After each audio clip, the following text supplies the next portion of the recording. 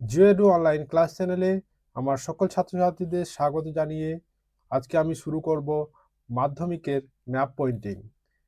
মাধ্যমিকের ম্যাপ পয়েন্টিংয়ে তোমাদের যেরকমভাবে প্রশ্নে আসে আমি ঠিক সেরকমভাবে এখানে লিখেছি। প্রশ্নে লেখা থাকে, প্রশ্নপত্রের সঙ্গে প্রদত্ত ভারতের মানচিত্রে নিম্নলিখিত উপযুক্ত প্রতীক ও নাম সহ চিহ্নিত করে মানচিত্রটি উত্তরপত্রের সঙ্গে জুড়ে দাও। এটা 2017 সালের মাধ্যমিক পরীক্ষায় এসেছিল। এরকমভাবে মাধ্যমিক পরীক্ষায় প্রশ্ন এসে থাকে এবং সেই পয়েন্টগুলো দেওয়া থাকে যে কোনগুলো চিহ্নিত করতে হবে। এখানে যেরকম দেওয়া আছে, নীলগিরি পর্বত, তাপ্তি নদী, বছরে দুবার বৃষ্টিপাতযুক্ত অঞ্চল, পূর্ব ভারতের একটি ল্যাটেরাইট মৃত্তিকাযুক্ত অঞ্চল, পশ্চিম ভারতে একটি মিলেট উৎপাদক অঞ্চল, ভারতের বৃহত্তম পেট্রোরসায়ন শিল্পকেন্দ্র, ভারতের সর্বাধিক জনঘনত্বপূর্ণ কেন্দ্রশাসিত অঞ্চল, ভারতের হাইটেক বন্দর, পূর্ব ভারতের একটি মহানগর, দক্ষিণ ভারতের একটি আন্তর্জাতিক বিমানবন্দর। এখানে দেখো কালো কালিতে যেগুলো লিখেছি সেগুলো সেরকমভাবে পরীক্ষাতে আসে। আমি যে নীল কালিতে যেগুলো লিখেছি এটা আমি শুধু উত্তরগুলো লিখে রেখেছি। দেখো এই প্রশ্নগুলোর সঙ্গে এই যে ম্যাপ পয়েন্টিংগুলো দিয়েছে এটার সঙ্গে কিন্তু একটা করে প্রশ্ন উত্তর এসএকিউ টাইপ প্রশ্ন উত্তর জুড়ে দিয়েছে। বছরে দুবার বৃষ্টিপাতযুক্ত অঞ্চল, তোমাকে অঞ্চলের নামটা জানতে হবে, জায়গাটা কোথায় সেটা জানতে হবে। তাই আমি পাশে লিখে দিয়েছি যে এই জায়গাটা হলো বছরে দুবার বৃষ্টিপাতযুক্ত অঞ্চল। ঠিক এরকম ভাবে প্রশ্ন আসে। আমি প্রত্যেকটার উত্তরগুলো মোটামুটি করে রেখেছি এখানে। ঠিক এরকম ভাবে আমি ম্যাপ পয়েন্টিং করব। এখানে দেখো ম্যাপটাতে উপরে নেম দেওয়া আছে, এখানে তোমার নিজের নাম লিখবে, ক্লাস কোন ক্লাস সেই ক্লাসটা লিখবে, সেকশন দেবে, রোল নাম্বার, রোল এবং নাম্বার, মাধ্যমিক পরীক্ষার ক্ষেত্রে রোল এবং নাম্বার দুটোই লিখবে, নাম লিখতে হবে, এগুলো টোটালটা ফিল আপ করতে হবে। এবার ম্যাপ পয়েন্টিং এর ক্ষেত্রে গুরুত্বপূর্ণ একটা বিষয় হলো তোমাদেরকে ইন্ডেক্স অর্থাৎ চিহ্নিতকরণের যে সংকেত, সাংকেতিক চিহ্ন সেগুলোকে ব্যবহার করতে হবে। এই যে আমি এখানে ব্যবহার করেছি, এখানে ইন্ডেক্স লিখে রাখবে। ইন্ডেক্স, এই ইন্ডেক্সগুলো আগে তৈরি করবে। তোমার প্রশ্নের এই যে প্রশ্ন আছে এই প্রশ্নের ভিত্তিতে নদী, পাহাড় পর্বত, হ্রদ এই সমস্ত যা থাকবে সেইগুলো দেখে এখান থেকে দেখে তারপর সেখানে ইন্ডেক্স করবে। এই যে আমি এখানে যেরকম প্রশ্ন আছে তার ভিত্তিতে নদী আছে, পেট্রোরসায়ন শিল্পকেন্দ্র আছে, জনঘনত্বপূর্ণ অঞ্চল, বন্দর, মহানগর, উপকূল, মিলেট উৎপাদক অঞ্চল, পর্বত, ল্যাটেরাইট মৃত্তিকা, বিমানবন্দর, এগুলোই তোমাদের এই প্রশ্নতে আছে। তার ভিত্তিতে আমি কি করেছি, তাদের একটা করে ইন্ডেক্স বেছে নিয়েছি। আমি নিজের ইচ্ছা মতো ইন্ডেক্স নিয়েছি। ইন্ডেক্স নিজের ইচ্ছা মতোই নেবে, তাই বলে উল্টো পাল্টা নেবে না। একটা নির্দিষ্ট যেটা সুন্দর লাগবে দেখতে ঠিক সেরকম ভাবেই ইন্ডেক্সটা নেবে। এবার এই যে আমি ইন্ডেক্সগুলো নিয়েছি, দেখো প্রথম প্রশ্ন এখানে কি দিয়েছে, যে নীলগিরি পর্বত, নীলগিরি পর্বত আছে। আমি পর্বতের চিহ্ন কি করেছি, এটা এটা পর্বতের চিহ্ন। এবার নীলগিরি পর্বতটা কোথায় অবস্থিত, ঠিক এই জায়গাতে অবস্থিত, এই জায়গাটা নীলগিরি পর্বত। আমি তাহলে কি করব, ওই ইন্ডেক্সটা এখানে ব্যবহার করব।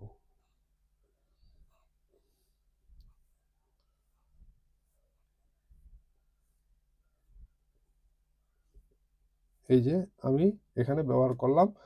এখানে এবার লিখে দেব নীলগিরি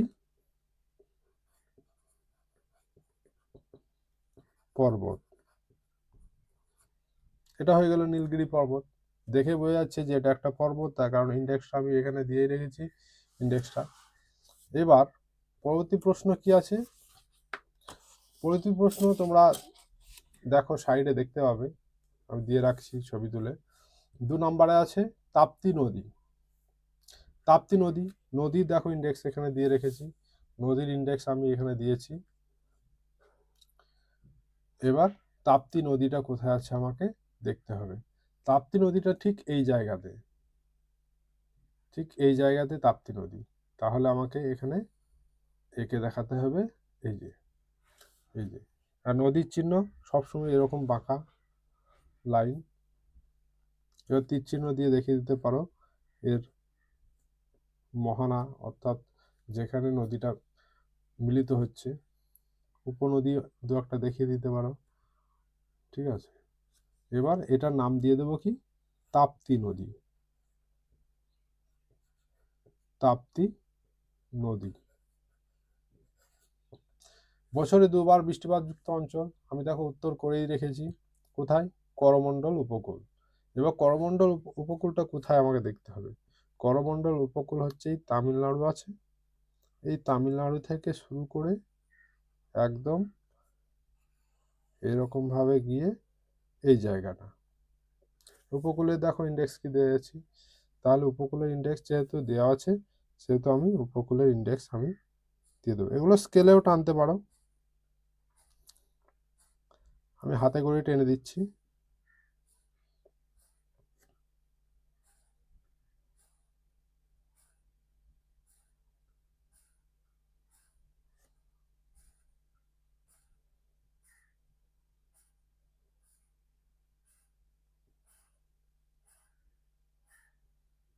স্কেলে করে টানলে আরো সুন্দর লাগবে,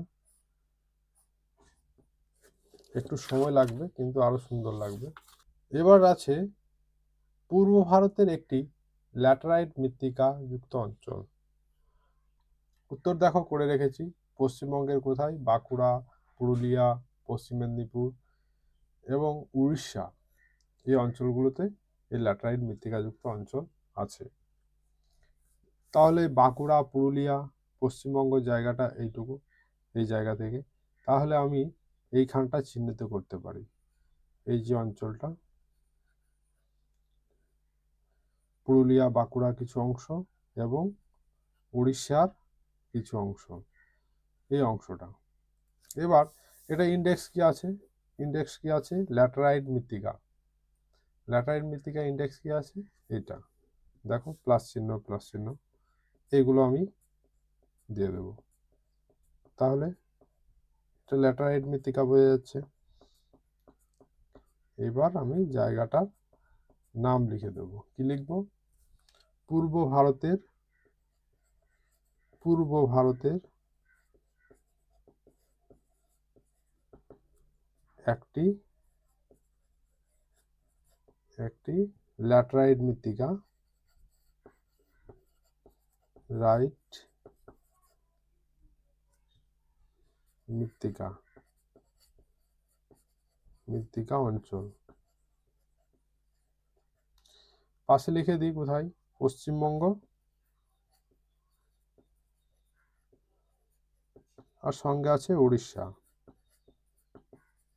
কতটা জায়গা নিয়ে নিল, তাহলে এই জায়গাটা দেখিয়ে দিই, এই জায়গাটা। আর একটা এখানে লেখা হয়নি, লেখাটা হচ্ছে উপকূল। এই যে উপকূলটা লিখলাম, এখানে একটা বাদ পড়ে গেছে, এটা লিখতে হবে। এটা বছরে বছরে দুবার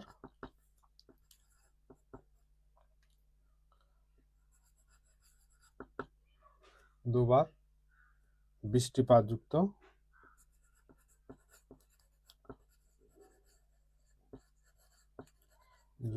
অঞ্চল। এবার অঞ্চলটা কোথায় সেটা লিখে দিই, ব্র্যাকেটে লিখলাম করমণ্ডল উপকূল।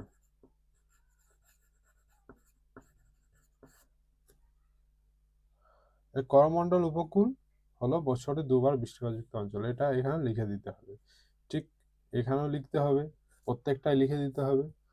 5 নাম্বার, পশ্চিম ভারতের একটি মিলেট উৎপাদক অঞ্চল। পশ্চিম ভারতের একটি মিলেট উৎপাদক অঞ্চল। পশ্চিম ভারত কোনটা?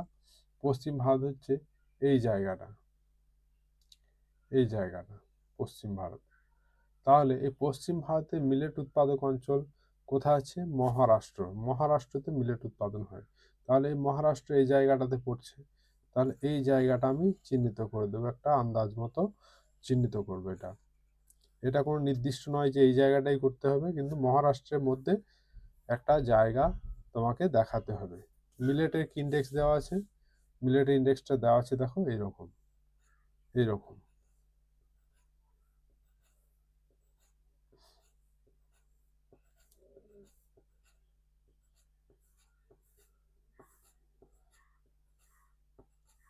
বাস, এটা মিলেট।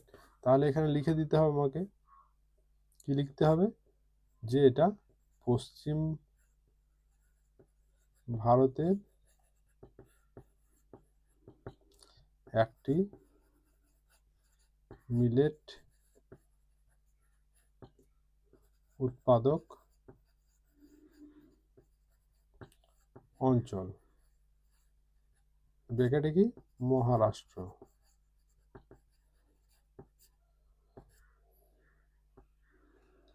হয়ে গেল মহারাষ্ট্র। এইবার 6 নাম্বার আছে। 6 নাম্বার আছে ভারতের বৃহত্তম পেট্রোরাসায়নিক শিল্পকেন্দ্র। ভারতের বৃহত্তম পেট্রোরাসায়নিক শিল্পকেন্দ্র, এটা একটা প্রশ্ন। তার উত্তর হচ্ছে জামনগর। জামনগরটা এবার দেখাতে হবে। জামনগরটা কোথায় অবস্থিত? গুজরাটে অবস্থিত। তাহলে গুজরাটে দেখাতে হবে। আর এখানে পেট্রোরাসায়নিক শিল্পকেন্দ্রের ইন্ডেক্সটা দিয়েছি এইরকম। তাহলে আমাকে জামনগরটা বের করে দেখাতে হবে। জামনগর হচ্ছে ঠিক এই জায়গাটাতে।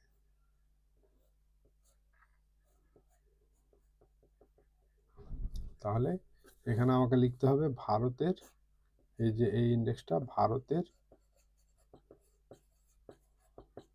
বৃহত্তম পেট্রোরসায়ন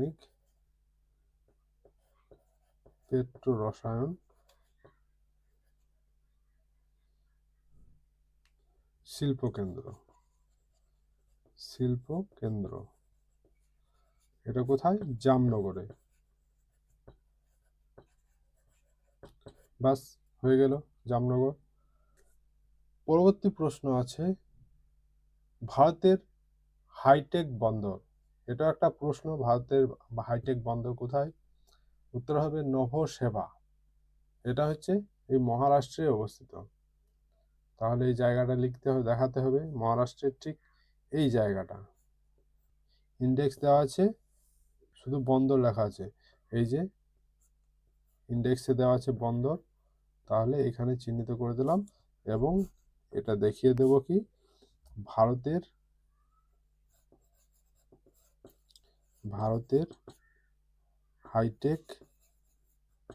হাইটেক বন্দর নভোসেবা। পরবর্তী প্রশ্ন আছে পূর্ব ভারতে একটি মহানগর। আমরা সবাই জানি পূর্ব ভারতে একটি মহানগর হচ্ছে কলকাতা। তাহলে কলকাতাটা আমরা চিহ্নিত করব। কলকাতাটা হচ্ছে এইখানে। এই যে মহানগরের ইন্ডেক্স দেওয়া আছে, তাহলে এই ইন্ডেক্সটা আমি এইখানে দেব। মহানগর, এটা কি দেখাবো, এখানে নিচে আমাকে দেখাতে হবে, এখানে লিখতে হবে পূর্ব ভারতের একটি বন্দর, ব্র্যাকেটে কলকাতা।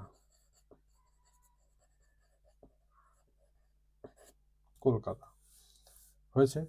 এবার লাস্ট আছে দক্ষিণ ভারতের একটি আন্তর্জাতিক বিমানবন্দর।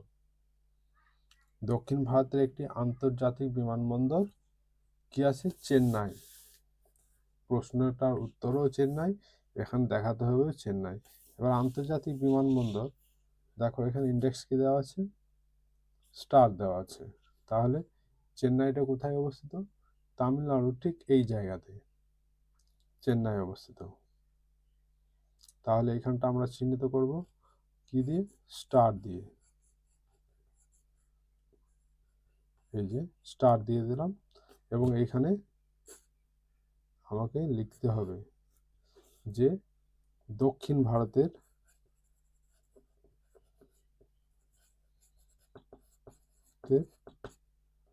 একটি আন্তর্জাতিক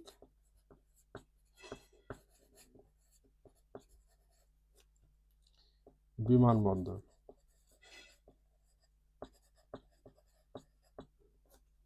ব্র্যাকেটে লিখতে হবে চেন্নাই।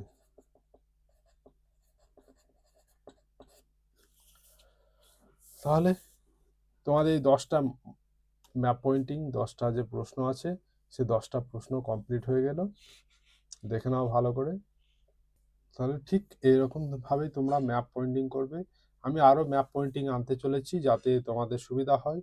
প্রত্যেকটা ম্যাপ পয়েন্টিং এর ভিডিও তোমরা দেখবে পরীক্ষাতে আর কোনো রকম অসুবিধা হবে না।